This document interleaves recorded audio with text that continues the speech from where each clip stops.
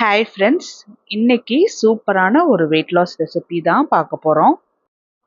கொள்ளு இட்லி ரொம்ப சாஃப்டாக புசுபுசுன்னு ஈஸியாக ஜீரணமாகக்கூடியதா எப்படி செய்யறதுன்னு பார்க்கலாம். வெயிட் லாஸ் பண்ணுறவங்களுக்கா இருக்கட்டும், இல்லை டயபெட்டிக்ஸ் பேஷண்ட்ஸ்க்காக இருக்கட்டும், அரிசி இல்லாமல் எந்த உணவை சாப்பிட்றது, எப்படி சாப்பிட்றது அப்படிங்கிற டவுட் இருக்கும். இந்த போல் ரெசிபீஸ்க்கு நம்ம சேனலை மறக்காமல் சப்ஸ்கிரைப் பண்ணிக்கோங்க. பவுலில் 1 டம்ளர் கொள்ளு எடுத்திருக்கேன். அதே டம்ளரில் 3/4 டம்ளர் பாசிப்பருப்பு, 1 டம்ளர் உளுந்து. இது மூணுத்துக்குமே நிறைய இல்லை எக்கச்சக்கமான ஹெல்த் பெனிஃபிட்ஸ் இருக்கு இல்லையா? மூணுமே செமையான புரோட்டீன் ரிச், ஃபைபர் ரிச் உண்டான ஒரு உணவு தான். வெயிட் லாஸுக்கு ரொம்பவே ஹெல்ப்ஃபுல்லாக இருக்கும். அரிசி சேர்த்தாம எப்படிப்பட்ட உணவை நம்ம எடுத்துக்கணும் அப்படிங்கிறது தான் ரொம்ப சேலஞ்சிங்கான விஷயம். அரிசி சேர்த்தாம நல்லா புசுபுசுன்னு இட்லியுமே எப்படி செய்யறதுங்கிறதும் சேலஞ்சிங்கான விஷயம். இது மூணுத்தையுமே 2லிருந்து 3 தடவை நல்லா கழுவிட்டு ஒரு 5 மணி நேரம் நான் ஊற வச்சிருக்கேன். 5 மணி நேரத்துக்கு அப்புறம் இது மூணுமே பார்த்தோம்னா நல்லா ஊறி வந்திருக்கு. தானியங்களை பொறுத்த வரைக்கும் நல்லா ஊற வச்சு அரைச்சு ஃபர்மெண்ட் பண்ணி சாப்பிட்டோம் அப்படின்னா டைஜஷனுக்கு ரொம்பவே ஹெல்ப்ஃபுல்லாக இருக்கும். வயிறு ரொம்ப கனமாக கின்னுலாம் இருக்காது. கொள்ளு, பாசிப்பருப்பு, உளுந்து இது மூணுமே மிக்ஸி ஜாரில் ட்ரான்ஸ்ஃபர் பண்ணிவிட்டு ஊற வச்ச தண்ணியிலே நல்லா அரைச்சி எடுத்துட்டேன்.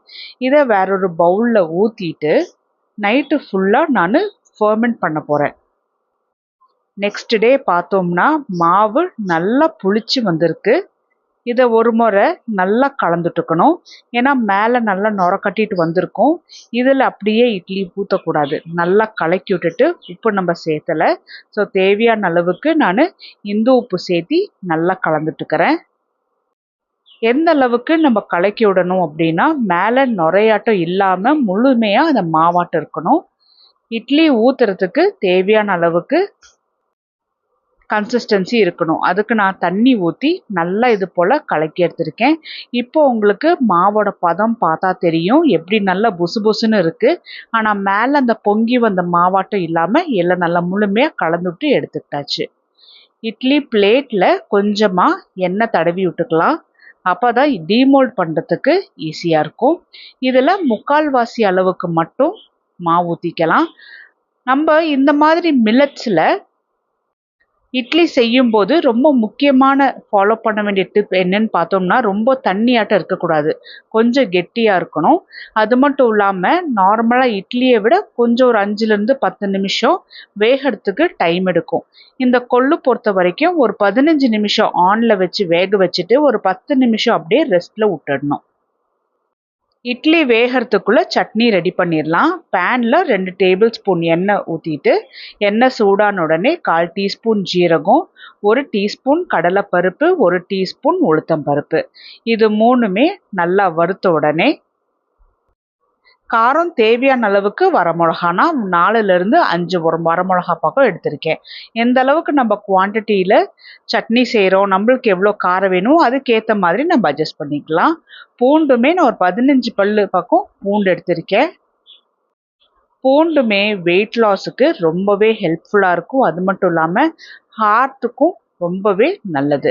பூண்டு ஒரு 50% வதங்கின உடனே 3 நார்மல் சைஸ் வெங்காயத்தை சின்ன சின்னதாக கட் பண்ணி போட்டு வெங்காயத்தையும் நல்லா வதக்கி எடுத்துக்கலாம்.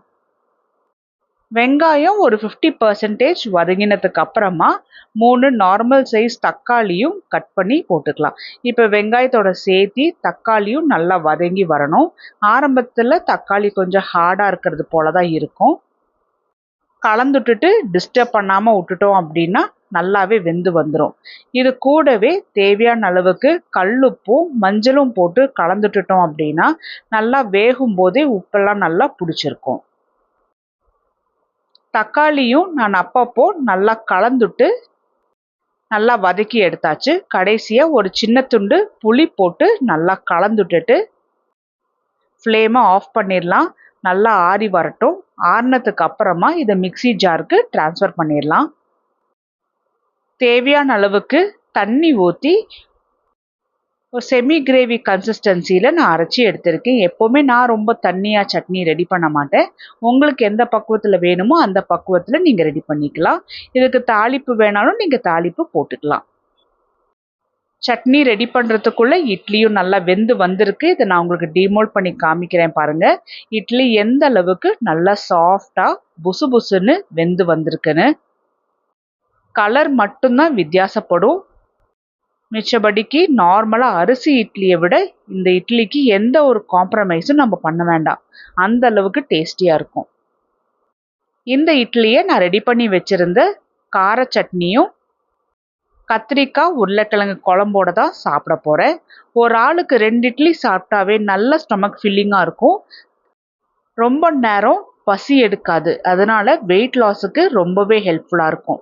அரிசி சேர்த்தாதனால டயபெட்டிக்ஸ் பேஷண்ட்ஸ் கூட தாராளமாக இதை ஃபாலோ பண்ணலாம். சுகர் லெவல் இன்க்ரீஸ் ஆகாது. எவ்வளோ சாஃப்டாக இருக்குன்னு பாருங்கள், நல்லா பஞ்சு போல்.